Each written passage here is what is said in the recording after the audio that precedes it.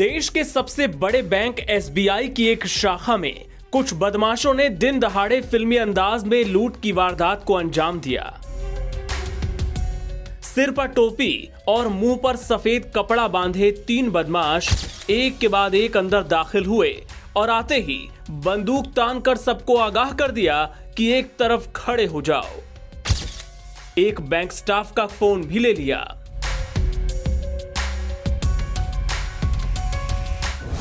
बदमाशों ने जानबूझकर दोपहर का वक्त चुना था जब बैंक में ज्यादा ग्राहक नहीं होते। 3:35 पर जब बदमाश बैंक में लूट के लिए घुसे तब सिर्फ 4 ग्राहक यहां मौजूद थे। चारों को बंदूक का डर दिखाकर बदमाशों ने एक तरफ हाथ ऊपर करके खड़ा करवा दिया और बैंक के स्टाफ को भी तुरंत बाहर आने के लिए धमकाया। कुछ ही सेकंड्स में सब यहां हाथ ऊपर किए खड़े थे। 2 बदमाश इन पर बंदूक ताने नजर रखे हुए थे, जबकि तीसरा बदमाश यहां क्लर्क के काउंटर के अंदर कैश समेटने में लगा था।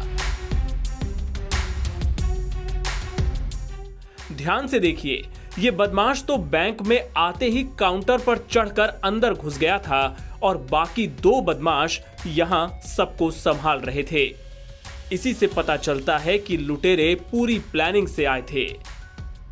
खैर, बदमाश ने काउंटर पर मौजूद सारा कैश बैग के अंदर भरा और काउंटर को फांदकर बाहर आ गया और तीनों बदमाश बैंक से निकल गए। आपको जानकर हैरानी होगी कि यह पूरी वारदात बमुश्किल 1 मिनट के अंदर अंजाम दी गई।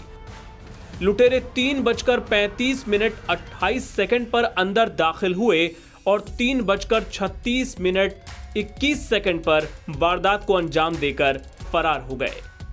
बाद में बैंक ने बताया कि बदमाश काउंटर पर मौजूद 5,23,000 रुपए लूट ले गए। बदमाश बाइक से आए थे। राजस्थान के बाड़मेर जिले के समदड़ी थाना क्षेत्र के खंडप एसबीआई बैंक शाखा में हुई इस वारदात के बाद बैंक की सुरक्षा और कानून व्यवस्था पर सवाल खड़े हो रहे हैं। पुलिस अब सीसीटीवी फुटेज खंगालने में लगी है। टोपी पहने 2 बदमाश का चेहरा तो पहचान में नहीं आ रहा, पर एक बदमाश जिसने टोपी नहीं लगाई थी उसका चेहरा कुछ समझ आ रहा है।